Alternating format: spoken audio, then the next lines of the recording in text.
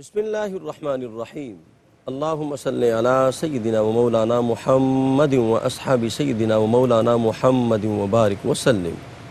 السلام علیکم ورحمۃ اللہ وبرکاتہ۔ انتہائی مکرم و محترم ناظرین و سامعین، ARYQ-TV پر حیات صحابہ کے شہرا آفاق پروگرام میں میں ہوں آپ کا میزبان قاری محمد یونس قادری۔ اس پروگرام میں ہم اصحاب رسول صلی اللہ علیہ وآلہ وسلم کا حسین ذکر کرتے ہیں اور ان کے ذکر سے ہدایت کا نور حاصل کرتے ہیں۔ 6 ہجری کے اندر صلح حدیبیہ کے موقع پر کریم آقا علیہ السلام جب 1400 صحابہ کے ساتھ عمرہ کی نیت سے آئے تو مکہ میں یہ افواہ پھیلی کہ سرکار دو عالم صلی اللہ علیہ وآلہ وسلم اپنے غلاموں کے ساتھ جنگ کرنے آئے ہیں۔ تو انہوں نے سرکار دو عالم صلی اللہ علیہ وآلہ وسلم کو روک دیا اور کریم آقا حدیبیہ کے مقام پر جلوہ گر ہوئے تو آپ نے سفیر بنا کر سیدنا عثمان غنی رضی اللہ تعالی عنہ کو مکہ روانہ کیا۔ فرمایا ان سے بات کرو، ہم جنگ کرنے نہیں آئے، ہم طواف کرنے آئے ہیں، عمرہ کرنے آئے ہیں، واپس چلے جائیں گے۔ لیکن کفار مکہ نے کریم آقا علیہ السلام کو اور غلاموں کو حرم کعبہ میں داخل ہونے پر رضامند نہ ہوئے، انہوں نے منع کر دیا۔ یہاں پر غلامان مصطفیٰ باتیں کر رہے تھے کہ کفار مکہ نے ہمیں تو منع کر دیا ہے، سیدنا عثمان غنی رضی اللہ تعالی عنہ اللہ کے گھر کا طواف کر رہے ہوں گے۔ اللہ اکبر، کیا عظمت ہے طواف کعبہ کی۔ کریم آقا علیہ السلام نے فرمایا عثمان میرا غلام ہے، وہ میرے بغیر کبھی طواف نہیں کرے گا۔ اللہ اکبر، یہ زبان مصطفیٰ سے یہ بات نکل چکی تھی۔ سیدنا عثمان غنی رضی اللہ تعالی عنہ جب بات کی انہوں نے کہا جی آپ طواف کر لیں اور آپ کے نبی کو طواف نہیں کرنے دیں گے۔ بہقی کی روایت ہے، موسیٰ بن عقبہ رضی اللہ تعالی عنہ بیان کرتے ہیں سیدنا عثمان غنی رضی اللہ تعالی عنہ نے تاریخی جملے عطا فرمائے۔ فرمایا فَأَبَا أَن يَطُوفَ، مجھے اللہ کی عزت کی قسم ہے کہ میں اس گھر کا طواف نہیں کروں گا، مجھے اس گھر سے متعارف کروانے والے میرے آقا ہیں۔ فرمایا وَقَالَ مَا كُنْتُ لَا أَطُوفُ بِهِ حَتَّى يَطُوفَ رَسُولُ اللَّهِ صلی اللہ علیہ وآلہ وسلم فَرَجَعَ إِلَى رَسُولِ اللَّهِ صلی اللہ علیہ وآلہ وسلم۔ فرمایا اگر میرے نبی نے طواف نہیں کرنا تو عثمان غنی بھی طواف نہیں کرے گا۔ اللہ اکبر، اور آپ بغیر طواف کیے ہوئے دربار مصطفیٰ میں واپس آ گئے تو اصحاب محمد صلی اللہ علیہ وآلہ وسلم اپنے ہر معاملے میں، یہاں تک کہ عبادت کے اندر بھی، سرکار دو عالم کی ذات کو، آپ کی محبت کو مقدم رکھتے تھے۔ حاضرین مکرم، آج ہم جس عظیم صحابی رسول کا ذکر کرنے لگے ہیں وہ عظیم صحابی وہ ہے کہ جب وہ دربار مصطفیٰ میں آئے تو میرے کریم آقا علیہ السلام نے ایمان لانے سے پہلے ہی اسے امان بھی عطا فرما دی تھی، اور جب وہ دربار مصطفیٰ میں آئے تو میرے آقا نے مرحبا کہہ کے اس کا استقبال کیا تھا۔ وہ عظیم صحابی رسول حضرت اکرمہ بن عمر مخزومی رضی اللہ تعالی عنہ ہیں، جو کہ دشمن خدا، دشمن مصطفیٰ ابو جہل کے بیٹے ہیں۔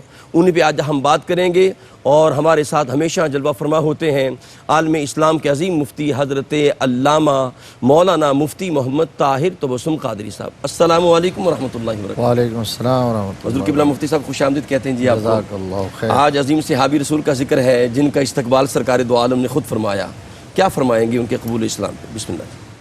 نحمدہ ونصلی ونسلم علی رسولہ الکریم، اما بعد فاعوذ باللہ من الشیطان الرجیم، بسم اللہ الرحمن الرحیم۔ بہت شکریہ۔ قرآن مجید فرقان حمید میں اللہ تبارک و تعالی نے ارشاد فرمایا یخرج الحی من المیت و مخرج المیت من الحی۔ واہ واہ مفتی صاحب، سبحان اللہ۔ فرمایا کہ اللہ مردوں میں سے زندہ نکالتا ہے جی، اور زندوں میں سے مردہ نکالتا ہے۔ واہ واہ واہ واہ، اللہ اکبر۔ اب اس کی جو تفسیر اہل علم نے کی ہے اس سے مراد یہ ہے کہ شر کی کوکھ سے خیر جنم لیتا ہے، اللہ اکبر۔ اور کبھی کبھی خیر سے شر کے شرارے پھوٹتے ہیں۔ اللہ اکبر، اللہ اکبر۔ کفر سے اسلام اور اسلام سے کفر، جی جی جی، شرک سے توحید اور توحید سے پھر شرک۔ واہ واہ۔ تو اس کی ایک مثال، یہ جو تفسیر ہے اس کی ایک مثال وہ صحابی رسول ہیں جن کا آج ہم تذکرہ کر رہے ہیں۔ واہ واہ مفتی صاحب، کیا خوبصورت مثال دی۔ حضرت اللہ اکبر۔ اکرمہ بن عامر مخزومی رضی اللہ تعالیٰ عنہ، اب ان کے باپ کو آپ دیکھیں تو اسلام کا بدترین دشمن، اللہ اکبر. اور نبی رحمت صلی اللہ علیہ وسلم نے خود فرمایا کہ اس امت کا فرعون ہے ابو جہل. جی بے شک یہ فرمایا میرا کہ سبحان یعنی جب اللہ. بدر میں جی جی بالکل وہ بالکل واصل جہنم ہو گیا ٹھیک. تو سرکار نے پہلے تو فرمایا تھا الحمدللہ الذی اخزاک یا عدو اللہ، اللہ اکبر. اللہ تیرا شکر ہے جس نے، اس اللہ کا شکر ہے، اس کے لیے تعریفیں ہیں جی جس نے تجھے رسوا کر دیا ہے اے اللہ کے دشمن. اللہ اکبر. اور پھر فرمایا ماتا فرعون هذه الامہ، اللہ اکبر. اللہ اکبر. اس امت کا فرعون واصل جہنم ہو گیا ہے. جی ابو جہل کی ساری زندگی اسلام اور بانی اسلام صلی اللہ علیہ وسلم کی مخاصمت، جی عداوت میں صحیح. گزری. شمع اسلام کو گول کرنے کے لیے کوئی ہیلا، کوئی جتن نہ تھا جو اس نے نہ کیا ہو. جی بلکہ مفتی صاحب قبلہ موسیٰ علیہ السلام کے مقابلے میں جو فرعون تھا اس سے بھی یہ زیادہ سخت تھا یہ شخص. جی ہاں، بے شمار معاملات ایسے ہیں. ایسے تھے. اب دیکھیے اس کی کوکھ سے، اس کی صلب سے، ٹھیک. اس کی نسل سے، یعنی بہت آگے جا کے نہیں، جی وہ صحابی ایسے صحابی کہ جن کا میرے مصطفیٰ کریم صلی اللہ علیہ وسلم نے کھڑے ہو کر استقبال کیا. اللہ اکبر. اللہ اکبر. سرکار کو جب پتہ چلا تھا نا کہ حضرت اکرمہ آ رہے ہیں، تفصیل آگے چل کے بیان کرتے ہیں، ٹھیک. تو حضور کھڑے ہوئے اور پھر بے تابانہ میرے مصطفیٰ دوڑے، اور یوں دوڑے تھے کہ آقا کریم صلی اللہ علیہ وسلم کے دوش اقدس سے ردائے مبارک گر گئی تھی، اللہ اکبر. اللہ اکبر. چادر گر گئی تھی، اور آقا کریم صلی اللہ علیہ وسلم نے آگے بڑھ کر معانقہ کیا، جی اور معانقہ کر کے کہا تھا مرحباً بالراکب المہاجر، مرحباً بالراکب المہاجر. اللہ اکبر. کیا کہنے. سبحان اللہ سبحان اللہ. اور پھر جب آگے گفت و شنید ہوئی، مکالمہ ہوا، تو میرے آقا ان کی باتوں سے اتنے راضی ہوئے تھے کہ 2 مرتبہ میرے مصطفیٰ کریم صلی اللہ علیہ وسلم نے وہاں ان کے لیے دعائے خیر اور دعائے برکت واہ فرمائی. واہ کیا برے جود و کرم برس رہا ہے. آپ اندازہ واہ واہ. لگا لیں سبحان کہ اللہ. کیسا باپ اور کیسا بیٹا، جی. یخرج الحی من المیت و مخرج المیت من الحی، حی. اس کی ایک عملی تفسیر اور عملی مثال ہے. حضرت اکرمہ بن ابو جہل جو تھے، اب چونکہ ظاہر ہے ابو جہل کے گھر میں پیدا ہوئے، اور ابو جہل کا جو خاندان تھا بنو مخزوم، قریش کی مشہور شاخ تھی، ٹھیک. سرداری ان کے پاس تھی، اور اس دور میں قریش نے جو اپنا دفاعی اور عسکری نظام ترتیب دے رکھا تھا، اس کی تمام تر ذمہ داری اسی خاندان کے پاس تھی. ٹھیک ٹھیک. فوجیوں کو ترتیب دینا، ان کی تشکیل، ان کا انتظام، انصرام. اور پھر ابو جہل اپنے قبیلے کا صرف سردار ہی نہیں تھا بلکہ بہت بڑا تاجر بھی تھا. دولت کی ریل پیل تھی، کثرت تھی دولت کی. اللہ اکبر. اب ان حالات میں اور اس ماحول میں حضرت اکرمہ رضی اللہ تعالیٰ عنہ جو ہیں، ٹھیک. ان کی پرورش ہوئی، ان کی گروتھ ہوئی، جی وہ پلے بڑے جوان ہوئے. صحیح. اور ابو جہل نے اس اپنے خاندانی پس منظر کی وجہ سے، اپنی ذمہ داریوں کی وجہ سے، چونکہ جنگوں میں رہتا تھا، لڑائیوں میں رہتا تھا، اور پھر اب مار کے اسلام کے ساتھ ہو رہے تھے، ٹھیک. اب فرزندان اسلام کے ساتھ ہو رہے تھے، اب بانی اسلام صلی اللہ علیہ وآلہ وسلم کے ساتھ پے در پے جنگیں اور غزوات ہو رہے تھے. ٹھیک. تو اپنے اس بیٹے کی پرورش اور تربیت اس انداز میں کی کہ اس دور کے اندر جتنے بھی فنون حرب تھے، فنون سپہ گری تھے، ان کے اندر ان کو کمال ماہر بنایا. تیر اندازی، نیزہ بازی، گھوڑ سواری، صحیح. سپہ گری، شاہ سواری، اس کے اندر حضرت اکرمہ رضی اللہ تعالی عنہ اپنی مثال آپ تھے. جی یعنی جو ایک جنگجو کے اندر وہ صاف ہوتے ہیں وہ سارے ان کے اندر وہ موجود ہیں. سارے کے سارے شامل تھے، ٹھیک ٹھیک. اور ایک ازمودہ کار سپہ سالار تھے، ٹھیک. ایک ازمودہ کار کمانڈر تھے. صحیح زمانہ قبل از اسلام میں، زمانہ جاہلیت میں۔ اب ظاہر بات ہے اس وقت تک مسلمان نہ تھے، ٹھیک اور جس طرح باقی بنو مخزوم والے، قریش والے، مکہ والے، ابو جہل کی جتنی پارٹی تھی وہ اسلام اور بانی اسلام صلی اللہ علیہ وسلم سے برسر پیکار رہتے تھے۔ حضرت اکرمہ بھی ان کے شانہ بشانہ تھے، ٹھیک برسر پیکار رہے، بڑے بڑے معرکے لڑے، بدر کے اندر بھی تھے، احد کے اندر بھی تھے، خندق میں بھی تھے، صلح حدیبیہ کے موقع پر جو آپ نے انٹرو میں ذکر کیا، جی حدیبیہ کا جو معاہدہ ہوا اس کے بعد جب وہ ٹوٹا تو اس کے اندر بھی بنو بکر کی انہوں نے بڑی معاونت کی تھی۔ ایسی فتح مکہ سے پہلے کا جتنا دور تھا اس میں جتنے غزوات، جتنے معرکے، جتنی جنگیں ہوئی ہیں، ان کے اندر جس طرح ابو جہل کا حصہ بدر تک رہا، ٹھیک اور اس کے بعد جو ابو جہل کے بیٹے تھے حضرت اکرمہ، اس وقت تک چونکہ غیر مسلم تھے اور مشرک تھے، کافر تھے، تو انہوں نے بھی بڑھ چڑھ کر حصہ لیا، یعنی ادائے اسلام کے صف اول میں رہے۔ صف اول میں رہے اس وقت۔ ٹھیک بدر کے اندر حضور صلی اللہ علیہ وسلم کہ وہ ننھے غلام حضرت معاذ بن حارث انصاری رضی اللہ عنہ، سبحان اللہ سبحان اللہ، معاذ اور معوذ جو دو بھائی جی تھے، بالکل بالکل، اور حضرت افرا کے بیٹے جی جنہوں نے واصل جہنم کیا، جنہوں نے واصل جہنم کیا، اور حضرت افرا رضی اللہ تعالیٰ عنہ وہ خوش بخت خاتون تھیں جنہوں نے اپنے 7 جگر کے پارے تیار کر کے نبی کے لشکر میں شامل کیے تھے، ٹھیک 7 جگر کے پارے، تو ان کے اندر حضرت معاذ بھی تھے۔ یہ دونوں ننھے مجاہد سب سے پہلے ٹھیک جو ہے ابو جہل کے سر پہ جا کے ان کی تلواریں چمکی ہیں، اور گھوڑے کے قدم جو ہیں وہ پاؤں کاٹے، وہ نیچے گرا۔ تو اس وقت حضرت اکرمہ دیکھ رہے تھے اور فوراً بھاگے ہوئے آئے، اور جو حضرت معاذ تھے رضی اللہ تعالیٰ عنہ ان سے برسر پیکار ہو گئے۔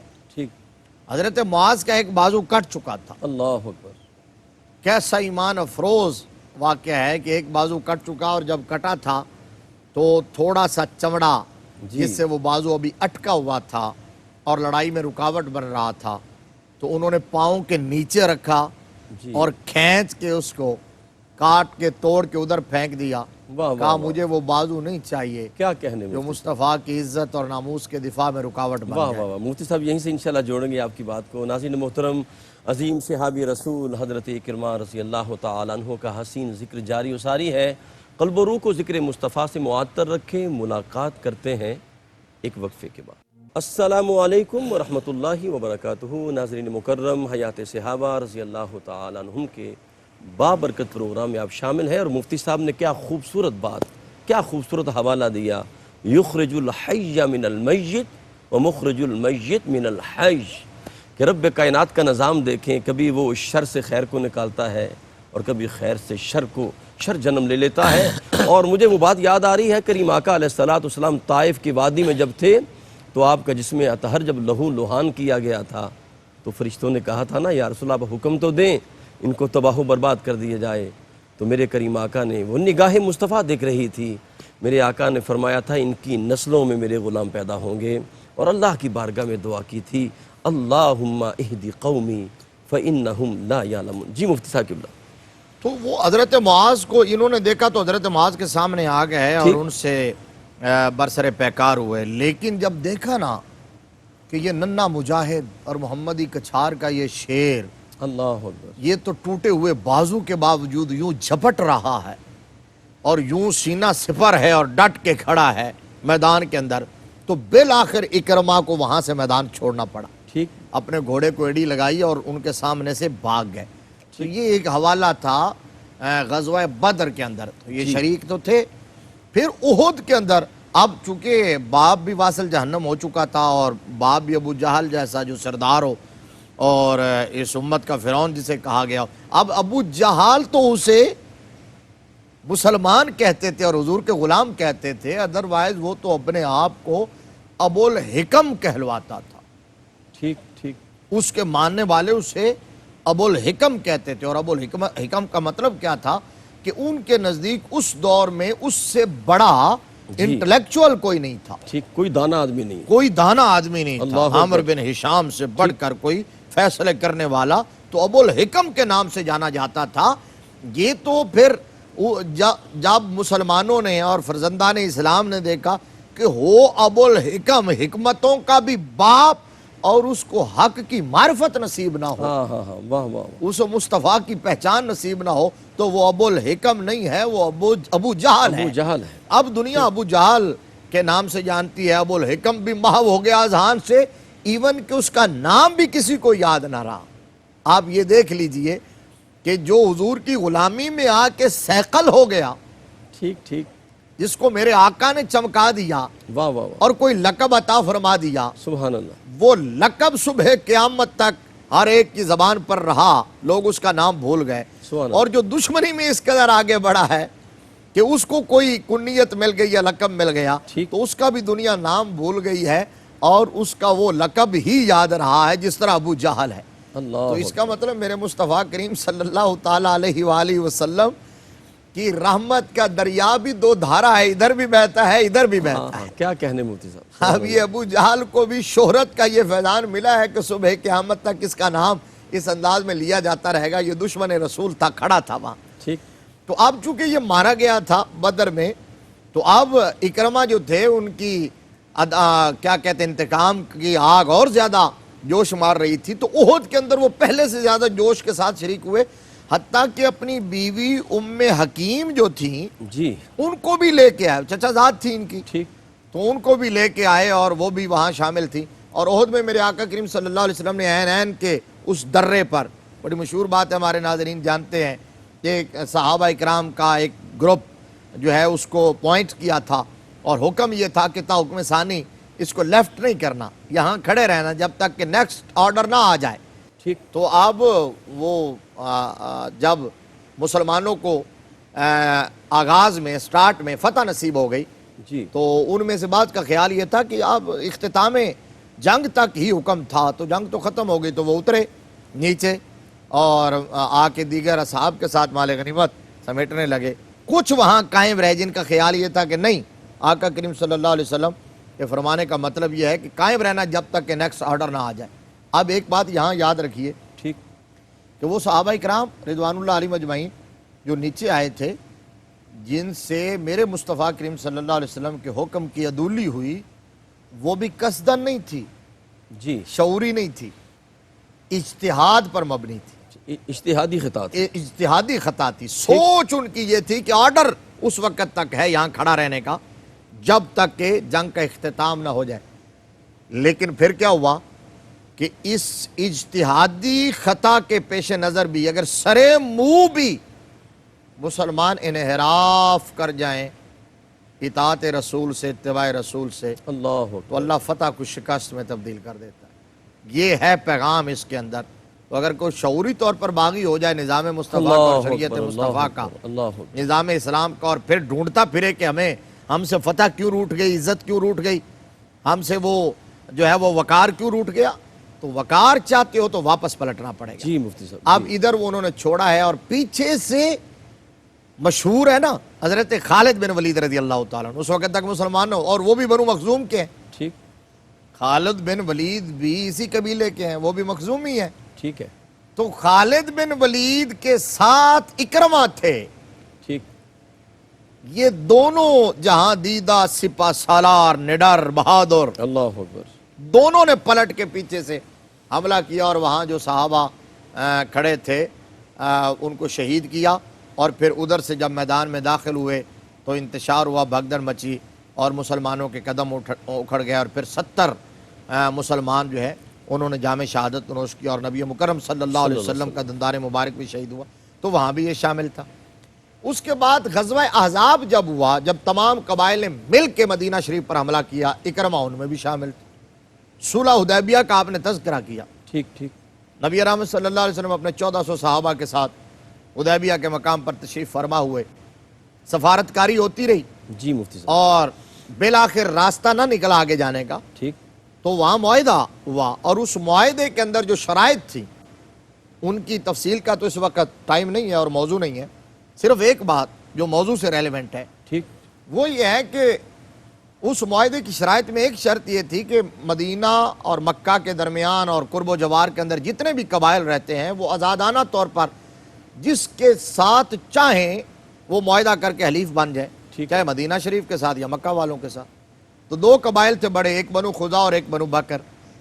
بنو بکر اپنی مرضی سے قریش مکہ کے حلیف بن گئے اور بنو خزا نبی مکرم صلی اللہ علیہ وسلم کے حلیف بن گئے۔ جنگ بندی ہو گئی۔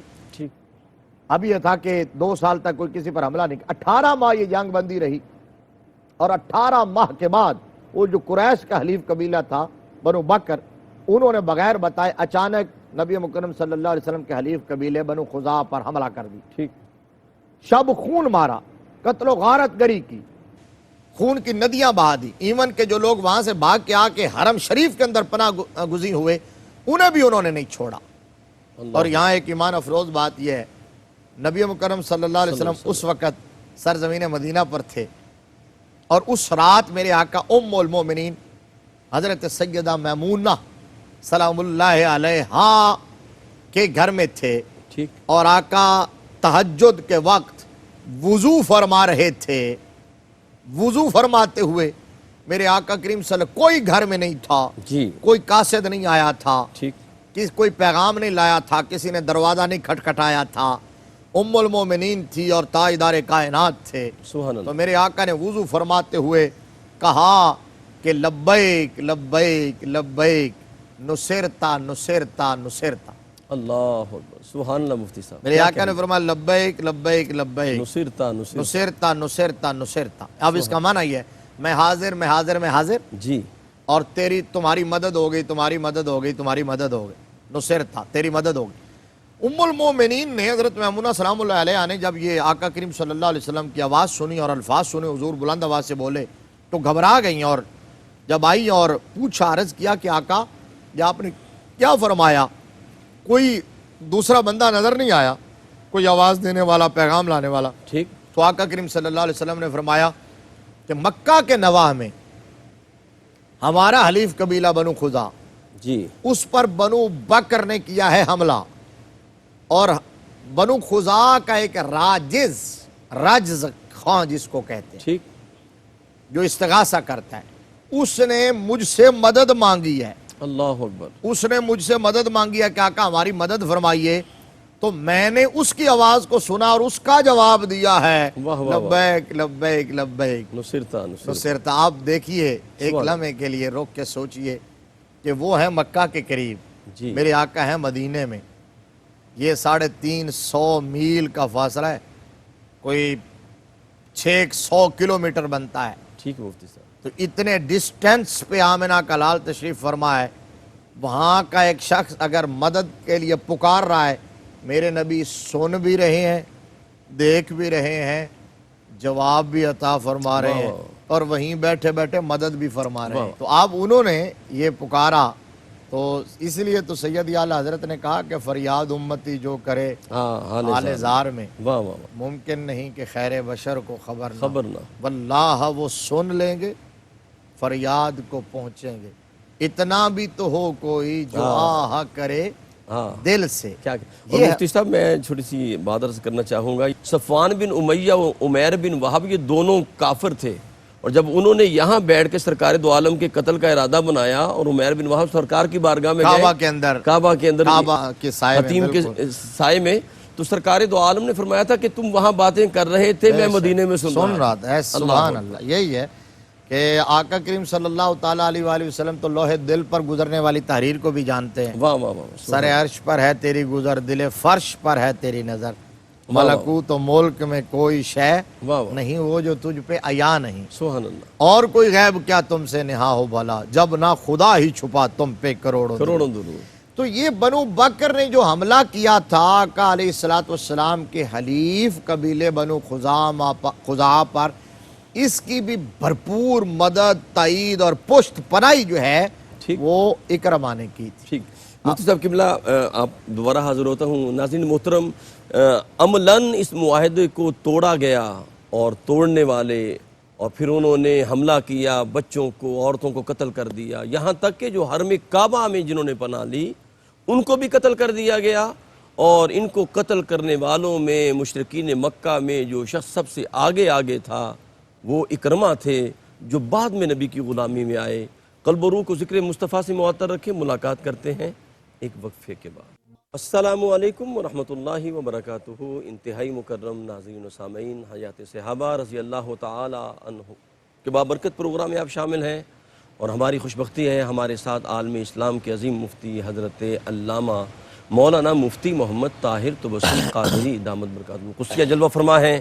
سامعین محترم، اصحاب رسول صلی اللہ علیہ وآلہ وسلم اپنا تن من دن سب کچھ نبی کے نام پہ قربان کرتے نظر آتے ہیں، اور قربان جاؤں کریم آقا علیہ السلام کی بارگاہ اقدس میں اگر کسی کے گھر میں کوئی نوجوان بھی نہ ہوتا اور اگر معصوم بچہ بھی ہوتا تھا تو دربار مصطفیٰ میں لے آتے تھے اور حضور کی بارگاہ میں عرض کرتے تھے، یا رسول اللہ اسے بھی قافلہ جہاد میں شامل کر لیں۔ اور وہ کریم آقا پوچھتے تھے یہ کیا کرے گا، نہ تلوار اٹھائے نہ تیر چلا سکے، تو آگے سے قربان جاؤں صحابیہ کیا کہتی ہیں، یا رسول اللہ مجھے علم ہے یہ کچھ نہیں کر سکتا، اگر کوئی بدبخت آپ پہ وار کرے تو ڈھال کے طور پر میرے بیٹے کو آگے کر دیں تاکہ میرا بیٹا بھی آپ کے نام پہ قربان ہو جائے۔ حضرت اکرمہ رضی اللہ تعالی عنہ کا حسین ذکر ہو رہا ہے۔ جی قبلہ مفتی صاحب۔ تو دور گزرتا رہا اور پھر فتح مکہ کا زمانہ آ گیا، چونکہ یہ اور فتح مکہ جو آقا کریم صلی اللہ علیہ وسلم نے وہ سفر فرمایا، مکہ تو فتح ہونا ہی تھا، ٹھیک، اللہ تبارک و تعالیٰ پہلے اس کی بشارت عطا فرما چکا تھا، اسی صلح نامہ کے بعد فرمایا انا فتحنا لک فتحا مبینا۔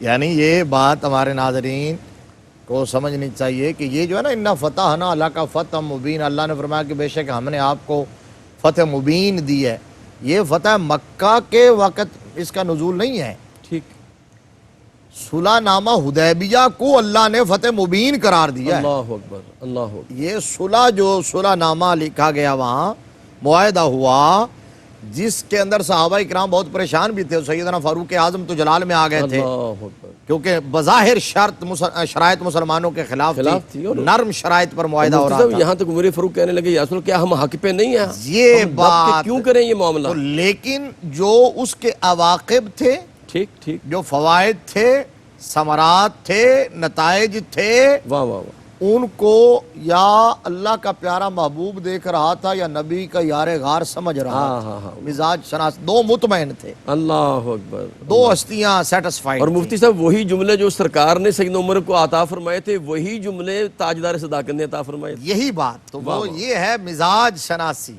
اور آقا کا قرب۔ تو آقا تو دیکھ رہے تھے، ٹھیک ٹھیک، ادھر معاہدہ کر کے اٹھے ہیں تو اللہ نے حکم نازل فرما دیا انا فتحنا لک فتحا مبینا، ہم نے آپ کو فتح مبین دے دی۔ سبحان اللہ۔ تو اس کے نتیجے میں چونکہ وہ فتح ملنی تھی اس لیے اس کو فتح مبین کہا گیا۔ اچھا، معاہدہ توڑا تو آقا کریم صلی اللہ علیہ وسلم نے بنو بکر اور ان کے پشت پناہ جو قریش تھے ان کو سبق سکھانے کا ارادہ فرمایا اور فتح مکہ کی طرف سفر کے لیے تیاریاں شروع کی۔ وہ بہت طویل واقعات ہیں اور اس کے اندر بہت سارے اسرار و رموز ہیں۔ تو نبی مکرم صلی اللہ علیہ وسلم جب تشریف لائے اور مکہ مزاحمت نہیں ہوئی، مکہ فتح ہو گیا، اذا جاء نصر اللہ والفتح، واہ واہ، یہ فتح مکہ کے بارے میں۔ سبحان اللہ، اذا جاء، اللہ نے فرمایا تھا اذا جاء نصر اللہ والفتح، جب اللہ کی مدد آئے گی اور فتح آئے گی، ورأیت الناس یدخلون فی دین اللہ افواجا، واہ واہ واہ، تو اس وقت آپ دیکھیں گے کہ لوگ فوج در فوج دین میں داخل ہوں گے۔ اللہ، اور وہی ہوا کہ آقا کریم نے لشکر کی سیٹنگ یوں فرمائی تھی کہ وہ بلندی جگہوں سے، پہاڑوں سے، گھاٹیوں کی طرف، اور مکہ میں جب داخل ہو رہا تھا تو مشرکین مکہ یہ سمجھے تھے کہ یہ 10,000 نہیں ہیں، یہ تو 10 لاکھ ہیں، اللہ، تو سرنڈر کر گئے۔ اللہ، ایسی حیبت آ رہی، ایسی حیبت طاری ہوئی کہ حواس باختہ ہو گئے، مروب ہو گئے، ہتھیار ڈال دیے۔ اللہ کی مرضی یہ تھی، منشا یہ تھی، میرے محبوب بھی یہی چاہتے تھے۔ اور پھر جب مکہ فتح ہو گیا تو فتح مکہ کے بعد جو آقا کریم صلی اللہ علیہ وسلم نے تاریخی عفو عام کا اعلان کیا وہ ہمارے ناظرین جانتے ہیں، بارہا اس کا اور مفتی صاحب کمال کی بات یہ ہے کہ ایسی فتح کہ ایک پتہ بھی نہیں ٹوٹا۔ بے شک، واہ واہ واہ، تاریخ کی سب سے بڑی فتح، اور فاتح کا ایٹیچیوڈ جو تھا فتح کے بعد واہ واہ، تاریخ آدمیت میں ایسا کہیں اور نظر نہیں آئے گا۔ سر جھکاتے ہوئے، یہ صرف اور صرف میرے مصطفیٰ کی ذات والا بابرکات کے اندر یہ موجود ہے۔ آپ کا سر اتنا جھکا ہوا تھا کہ وہ اونٹ کے کجاوے سے مس کر رہا تھا، یوں اس انداز میں۔ اب آقا کریم نے وہاں بھی سزائیں دیں جو باغی تھے، جو غدار تھے۔ ٹھیک، مشن نبوت کے، ناموس رسالت پر جنہوں نے حملے کیے، اور ابن قتل تھا اور بہت سارے. جی جی، کعبے کے پردوں تک کے اندر قتل کر دیا. آپ اکرمہ جو تھے جی ان کے ذہن میں یہ تھا کہ میں بھی اسی کیٹیگری کے اندر ہوں، اسی زمرے میں ہوں، انہی لوگوں میں میرا شمار ہوتا ہے جو اسلام دشمنی میں حد سے بڑے ہوئے تھے، تو میرے لیے معافی کیسے ہو سکتی ہے، مجھے تو نہیں چھوڑیں گے. تو جب انہوں نے دیکھا کہ مکہ فتح ہو گیا اور عفو عام کا اعلان ہوا اور بہت سارے لوگ سرنڈر کر گئے، کچھ کو سزائیں ملی، تو وہ وہاں سے بھاگے ٹھیک. یمن جانے کے لیے اور ساحل سمندر کی طرف چلے گئے. اللہ اکبر. اچھا وہ بھاگے، ان کی اہلیہ ادھر تھی، حضرت حکیم بنت حارث ٹھیک وہ یہاں تھی. انہوں نے آقا کے ام حکیم بنت حارث ٹھیک ٹھیک. آقا کریم صلی اللہ علیہ وآلہ وسلم کی غلامی اختیار کی، سبحان اللہ. کلمہ پڑھا، صحابیہ بن گئی. حضور پہچانتے تھے، جانتے بھی تھے، پہچانتے بھی تھے. اب آقا کریم صلی اللہ علیہ وسلم کی بارگاہ میں عرض کیا، یا رسول اللہ صلی اللہ علیہ وآلہ وسلم، اگر میں اپنے شوہر کو لے آؤں آپ کے پاس. اللہ آئے ہائے، اللہ اکبر. کتنی بڑی بات ہے. اللہ اکبر. اور کہنے والا کس انداز میں کہہ رہا ہے، اور سننے والے آقا اور کن کی بارگاہ میں کہہ رہا ہے کہ اگر میں اپنے شوہر کو لے آؤں تو کیا آپ معاف کر دیں گے؟ ان کے لیے معافی کا کوئی اللہ راستہ ہے، کوئی صورت ہے؟ حالانکہ فتح مکہ تک برسرے پیکار رہی. یہ میں نے ساری تفصیل اسی واہ لیے واہ بیان واہ. کی تھی کیا کہنے مفتی کہ صاحب. کوئی موقع انہوں نے جانے نہیں دیا. تو اب یہاں آئے تو میرے آقا مسکرائے اور مسکرا کے فرمایا کیوں نہیں. تو وہ اتنی خوش ہوئی کہ فرتے جذبات میں، انہیں پیار بھی بڑا تھا اپنے شوہر سے، چچازاد بھی تھے، شوہر بھی تھے، اور بڑی محبت اور بڑی یگانگت تھی ان کے اندر. تو فرتے جذبات میں ان کی تلاش میں دوڑی. پتہ تو تھا کدھر جا رہے ہیں، بیوی سے کم چیزیں چھپی ہوتی ہیں. تو جا رہے تھے ساحل.